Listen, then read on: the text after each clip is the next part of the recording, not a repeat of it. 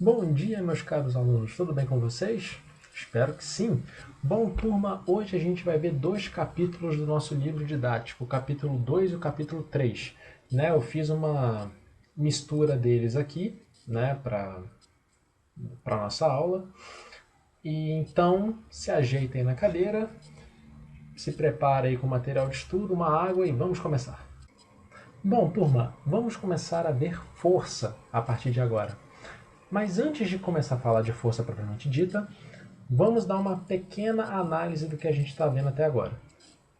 O livro 1, nós estudamos o que? Cinemática.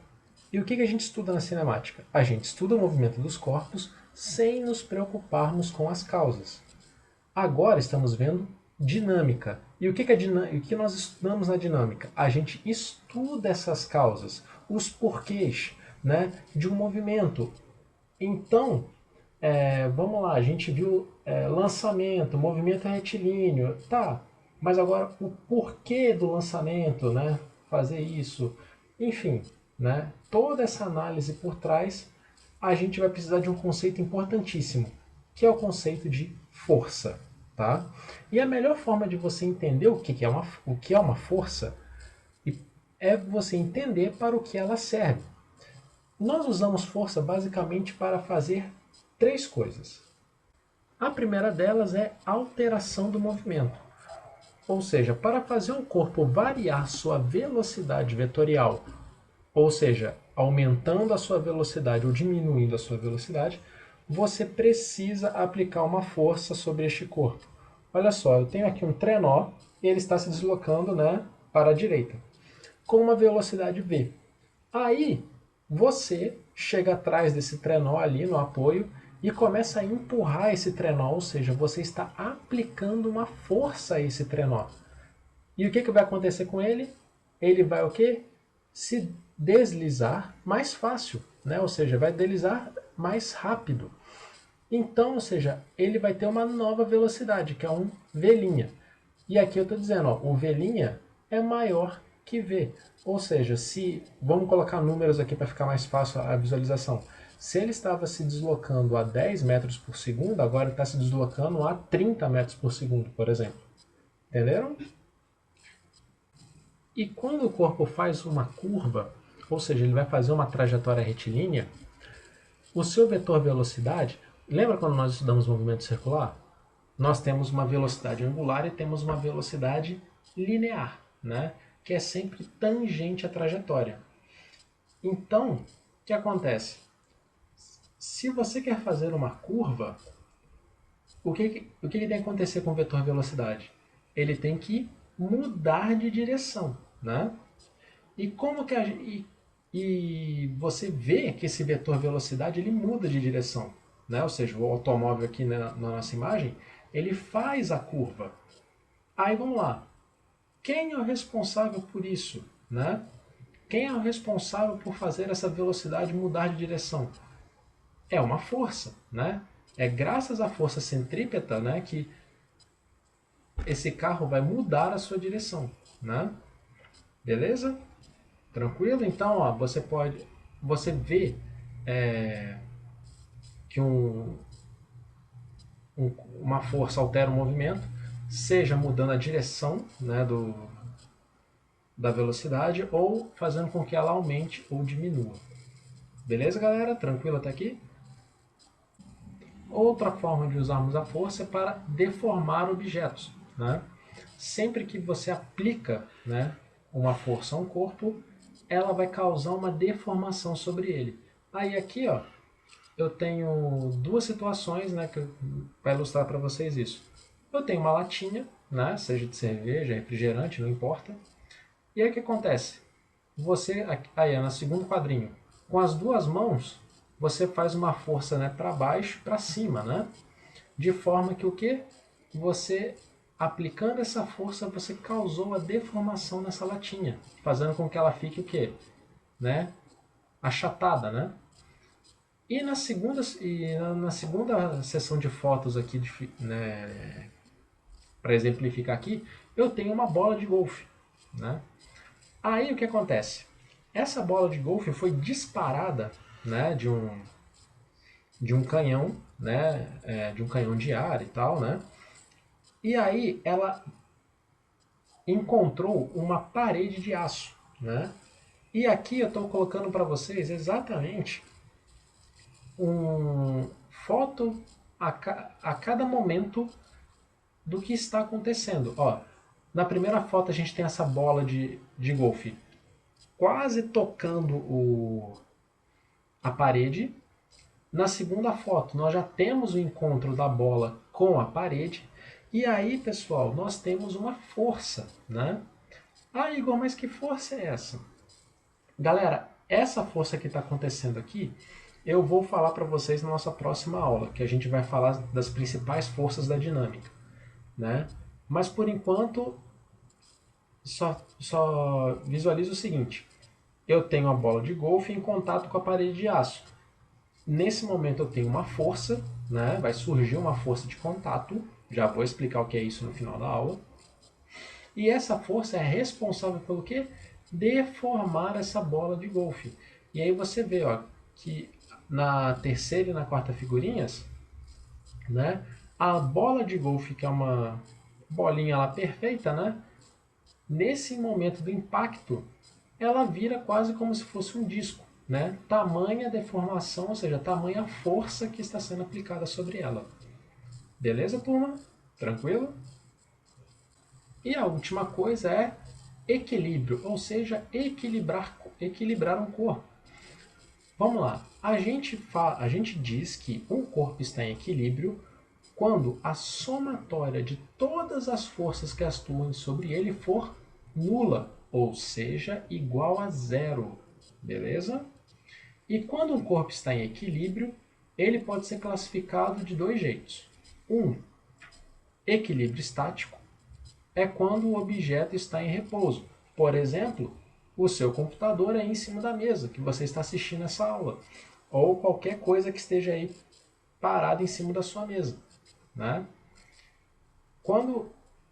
Se ele está quietinho, se ele está parado, significa que ele está em equilíbrio, está em repouso. Né? Ou seja, velocidade dele igual a zero. Ou ele pode estar em repouso, né, em equilíbrio, mas em um equilíbrio dinâmico. Que é que tipo de situação? Que a somatória das forças atuando sobre o corpo é zero, porém ele ainda está em movimento. E que tipo de movimento vai ser esse? Um movimento retilíneo e uniforme, né? Como está aqui mostrando na figura. Né? Eu tenho um bloquinho, esse bloquinho está deslizando sobre a mesa e ele está em equilíbrio dinâmico. Todas as forças atuando sobre esse bloquinho é zero, porém ele está em movimento. E esse movimento é com velocidade constante. Beleza, galerinha? Então vamos para um conceito importantíssimo agora, que é o conceito de força resultante, galera. O que é uma força resultante? Vamos lá, um passo de cada vez. Muito raramente teremos apenas uma força atuando sobre um corpo. É muito mais comum ele estar sujeito à ação de mais de uma força ao mesmo tempo, de várias forças ao mesmo tempo. E aí, o que acontece? A resultante dessas forças, né? Essa força resultante que eu estou me referindo é uma força fictícia, né? Ou seja, olha só as figuras que eu coloquei aqui embaixo para você. Eu tenho um bloquinho verde, e atuando sobre ele eu tenho 5 forças ao mesmo tempo. Aí eu quero representar uma única força que, se ela agisse sozinha, produziria exatamente o mesmo efeito criado por todas essas 5 forças juntas. Essa força fictícia que representa todas elas é a força resultante, beleza? Que a gente chama de FR, né? E ela, pessoal, como você pode ver destacado aqui, nada mais é que a soma vetorial de todos esses vetores. Espera aí, Igor, soma vetorial? Como assim? É porque a força, pessoal, é uma grandeza vetorial. Então, se ela é uma grandeza vetorial, lembra que nós vimos na aula passada? Vetores? Todo vetor tem o quê? Módulo, direção e sentido para ser corretamente definido. Então, pessoal, a força é uma grandeza vetorial, tem módulo, direção e sentido. E como a força é um vetor, quando você vai fazer uma operação com esses vetores, né, é uma soma vetorial. Né? E aí, vamos lá, como que você faz isso? Ó, eu já coloquei aqui em negrito para você, ó, reveja essa parte de operações com vetores que nós vimos na aula passada, na aula de vetores. Eu não vou falar aqui de novo, para além de não ser redundante, né, de falar exatamente a mesma coisa, para a gente ganhar tempo, né, para esse vídeo não ficar tão longo. Ok? Então vamos dar continuidade aqui, pessoal, vamos lá.